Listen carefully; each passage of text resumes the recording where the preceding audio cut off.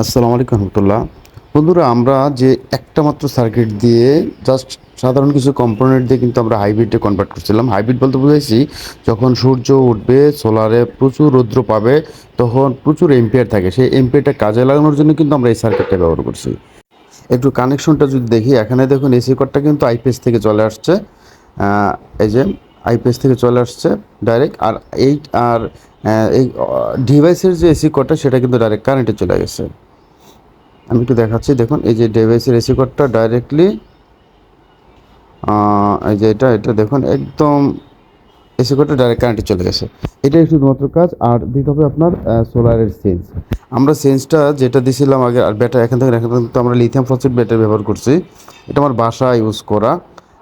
তো এখানে সূর্য নাই, এই মুহূর্তে বৃষ্টি চলছে বাহিরে, তারপরে কিন্তু 0.8 এম্পিয়ার আসতেছে, সেটাকে অর্থাৎ ব্যাটারি যাতে ব্যাটারিতে চার্জ হয় সে ব্যবস্থা করা হচ্ছে। আর অ্যাডজাস্টের বিষয়টা আমরা 15 তে রাখছি, 15 ভোল্টে। অর্থাৎ যেহেতু আমরা সেন্সের দ্বারাটা সোলারের দিছি, অর্থাৎ আম, আপনার সোলার কন্ট্রোলারের ইনপুটে দিছি, অর্থাৎ যেখান থেকে পিভি ভোল্ট সোলার ভোল্ট আসবে সেখানে দিছি। সেহেতু আপনার দেখা যাবে এখানে দেখুন এই সেন্সটা আমরা ওই জায়গা থেকে নিয়ে, অর্থাৎ এখানে যে ভোল্টটা ব্যাটারি ভোল্টটা দিতে হবে সেটা আমরা সোলারে দিছি। এই যে এখানে দেখুন সোলার, অর্থাৎ সোলার কন্ট্রোলার ইনপুটে দিছি, ব্যাটারি দিয়ে দেয়নি। কারণ সন্ধ্যার পরে যেন সেটা একদম ডিসকানেক্ট হয়ে যায়।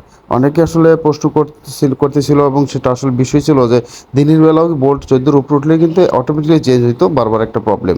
এই জন্য আমরা কন্ট্রোলারের ইনপুটে দিয়ে দিছি, যেন এটা এই ধরনের প্রবলেমটা না হয়।